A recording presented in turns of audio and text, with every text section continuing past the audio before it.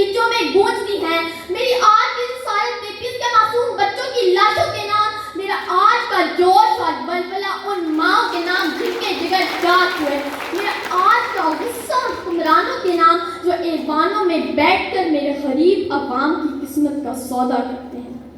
جناب والے سب مناظر دیکھ کر میری آنکھیں نم ہونے لگتی ہیں، میں بولنے کی سکت کھو بیٹھتی ہوں، میرا وجود کانپنے لگتا ہے جب میں زینب اور عائشہ جیسی بیٹیوں کو بے دردی سے قتل ہوتے دیکھتی ہوں۔ یہ خوف میری ماں کو سونے نہیں دیتا۔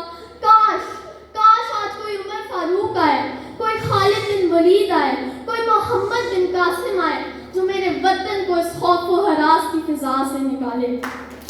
جناب والا بحثیت قوم ہمیں منظم ہونا ہوگا، اپنی آزادی، عزت اور وقار کی جنگ لڑنا ہوگی، اپنے شہروں کو آباد کرنا ہوگا۔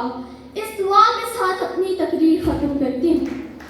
خدا کرے کہ میری عرض پاک پر اترے وہ فصل گل جسے اندیشہ زوال نہ ہو، یہاں جو پھول کھلے وہ کھلا رہے صدیوں، یہاں خزاں کو گزرنے کی بھی مجال نہ ہو۔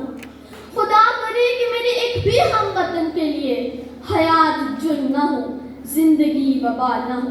خدا کرے کہ میری عرض پاک پر اترے وہ فصل گل جسے اندیشہ زوال نہ ہو۔